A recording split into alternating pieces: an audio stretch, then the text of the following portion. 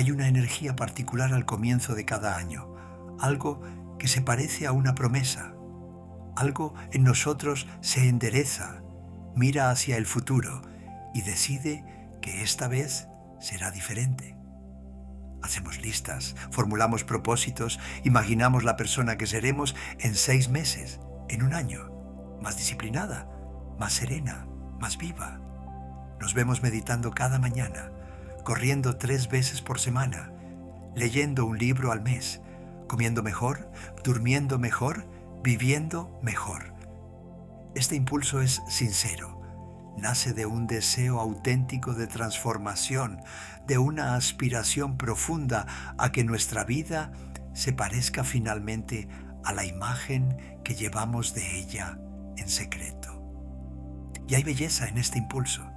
Hay nobleza en este rechazo a resignarse, en esta determinación a no aceptar que las cosas permanezcan como están. Sentimos, confusamente pero con fuerza, que somos capaces de más, de mejor, de algo distinto. Que la vida que llevamos no es del todo la que podríamos vivir. Esta intuición es justa. Este deseo de cambio es legítimo y dice algo hermoso sobre nuestra naturaleza. Esta capacidad de imaginar otro modo de estar, de rechazar el statu quo, de creer que el mañana puede ser diferente al hoy. Lo que es problemático no es la aspiración en sí, es a menudo la forma que toma. Porque escondida en esta energía de enero, en esta fiebre de los nuevos comienzos, se oculta una exigencia excesiva. No queremos simplemente cambiar, queremos cambiarlo todo de una sola vez, de inmediato. No queremos dar un paso, queremos dar un salto. No queremos comenzar un viaje, queremos haber llegado ya. Miramos la distancia entre lo que somos y lo que nos gustaría ser. Y en lugar de aceptarla con paciencia, intentamos cruzarla de un solo impulso, como si la fuerza del deseo pudiera abolir el tiempo necesario para cualquier transformación real. Y es precisamente esta impaciencia, esta voluntad de transformación total e instantánea, la que ya contiene en sí misma las semillas del abandono. Algo en nosotros sabe que a pesar de la euforia del comienzo, esta ambición excesiva no resistirá. Esta energía ardiente se apagará como un fuego de paja, dejando tras de sí solo cenizas. Detengámonos un momento en lo que descuidamos cuando nos precipitamos, porque existe una fuerza que casi siempre ignoramos, tan discreta, tan humilde, tan contraria a todo lo que nuestra cultura nos ha enseñado a admirar. Esta fuerza es la del pequeño paso. Mira la roca al fondo del cañón. No fue esculpida por un cataclismo, por una explosión, por un acontecimiento espectacular. Fue modelada por el agua, esa misma agua que ha caído gota a gota durante milenios, con una paciencia que ni siquiera somos capaces de concebir. Cada gota, tomada por separado, es insignificante, no deja huella visible, no produce ningún efecto medible. Si observáramos una sola gota caer sobre la piedra, diríamos que no ocurre nada, que es algo trivial, que no sirve para nada. Y sin embargo, la suma de estas gotas insignificantes ha excavado valles, esculpido montañas, trazado paisajes de una belleza que corta la respiración. Lo que la violencia de un instante jamás podría lograr. La repetición meticulosa lo logra sin esfuerzo aparente. Mira detenidamente un árbol la próxima vez que veas uno y recuerda esto. Ese árbol no brotó del suelo en una sola noche. Creció milímetro a milímetro, día tras día, estación tras estación, año tras año. Hubo días en que su crecimiento era tan mínimo que ningún instrumento habría podido medirlo. Y sin embargo, ese crecimiento invisible produjo un árbol donde solo había una semilla Y ese árbol es ahora lo suficientemente fuerte como para resistir las tormentas, lo suficientemente arraigado como para sobrevivir a las sequías, lo suficientemente vivo como para florecer cada primavera.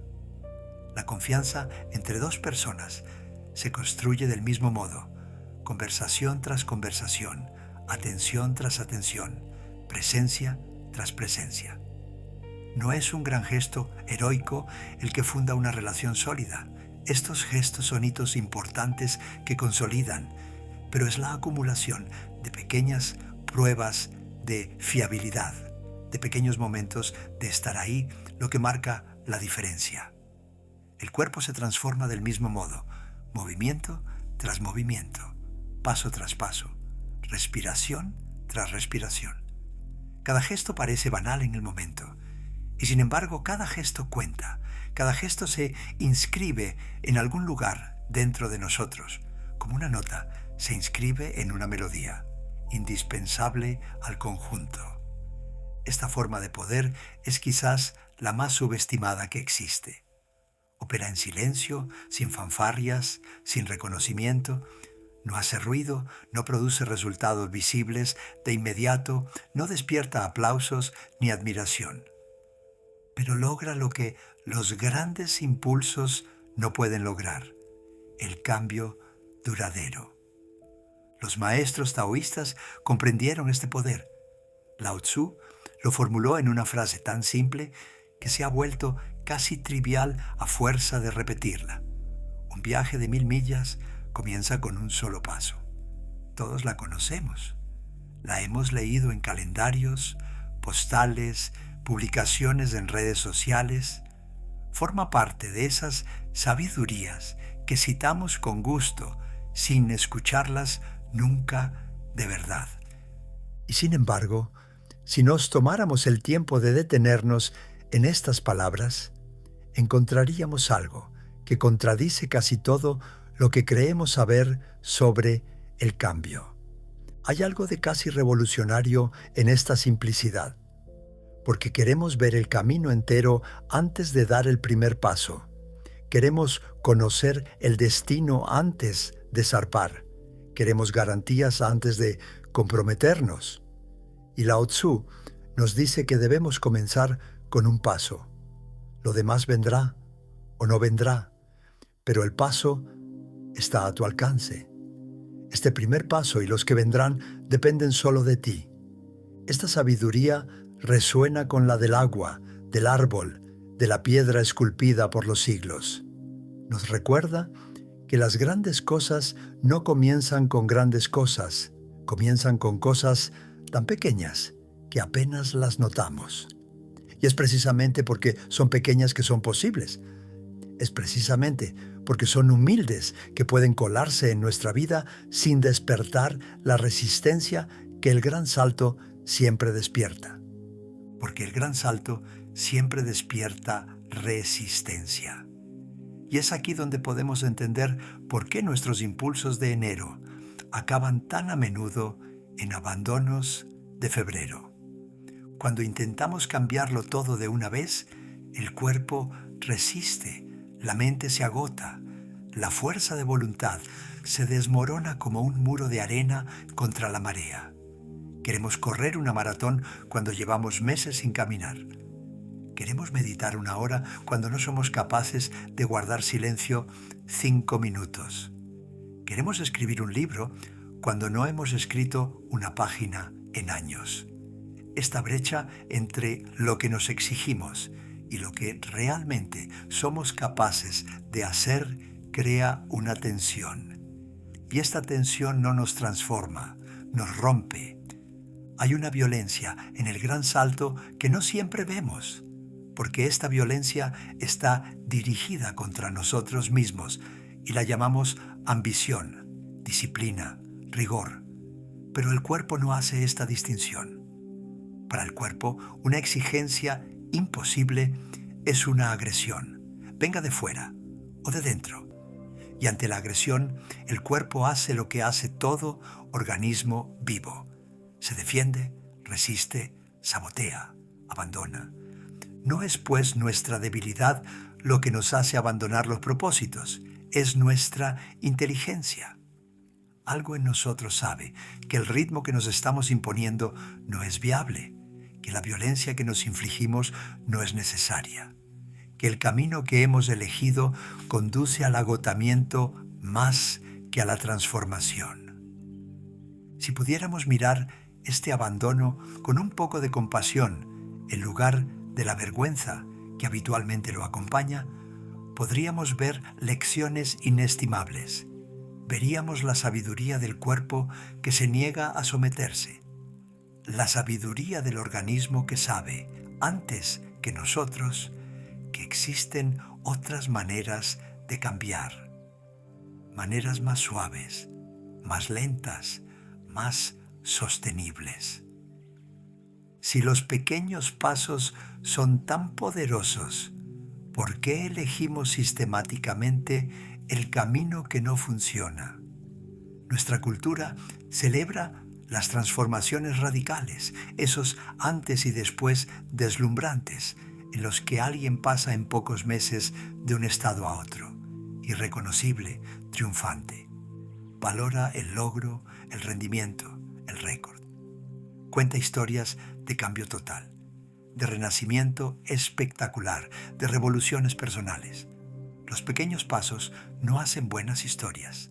Nadie escribirá un artículo sobre la persona que meditó 3 minutos cada mañana durante 5 años. Nadie compartirá en redes sociales la historia de alguien que caminó 10 minutos al día hasta que, sin darse cuenta, se convirtió en alguien que camina 1 hora cada mañana. Y sin embargo, estas son las historias verdaderas. Estos son los caminos que llevan a algún lugar. Las transformaciones espectaculares que tanto admiramos son o bien excepciones estadísticas que nadie puede reproducir, o fachadas que ocultan un silencioso regreso al punto de partida unos meses o años después. Lo que dura, lo que se sostiene, lo que transforma de verdad una vida es casi siempre invisible, lento y humilde. Pero no lo vemos, porque hemos aprendido a mirar solo lo que brilla. Hay una trampa en esta ceguera.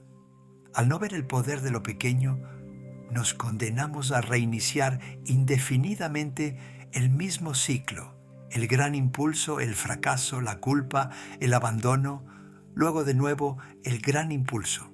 Unos meses después, cuando la culpa se ha disipado lo suficiente como para dejar espacio a una nueva esperanza. Este ciclo es agotador y es inútil. Consume nuestra energía, erosiona nuestra confianza en nosotros mismos y acaba por convencernos de que somos incapaces de cambiar, cuando el problema nunca fue nuestra capacidad de cambiar, sino nuestra manera de empezar. ¿Y si probáramos algo diferente? Empezar en pequeño no es una admisión de debilidad, es una forma de inteligencia, quizás la forma más elevada de inteligencia que existe en cuanto al cambio, porque el pequeño paso tiene una ventaja decisiva sobre el gran salto. No despierta resistencia. Cuando decidimos meditar 1 hora cada mañana, todo en nosotros se tensa. El cuerpo protesta, la mente negocia, la voluntad se prepara para la batalla. Pero cuando decidimos guardar silencio durante 3 minutos, ocurre algo diferente, es tan poco, tan modesto, tan trivial que nuestras defensas no se movilizan. 3 minutos no son nada. El cuerpo no protesta por 3 minutos, la mente no negocia por 3 minutos, la voluntad no necesita esforzarse por 3 minutos. Y es precisamente porque es tan poco que es posible. Es precisamente porque es trivial que puede hacerse día tras día, sin agotamiento. El pequeño paso se cuela bajo las defensas, como el agua se cuela entre las piedras. Se integra en nuestra vida sin crear rupturas, sin exigir sacrificios, sin requerir un esfuerzo heroico. Se convierte en hábito antes incluso de que nos demos cuenta, y una vez que se convierte en hábito, es más sólido que cualquier propósito espectacular, porque ya no descansa en la fuerza de voluntad, sino en el impulso natural de la repetición. He aquí una paradoja que nuestra mente se resiste a aceptar. Lo que casi no cuesta nada echa raíces mucho más profundas que lo que nos cuesta enormemente. Creemos que la dificultad garantiza el valor, que lo que no duele no puede transformar, que la facilidad es sospechosa.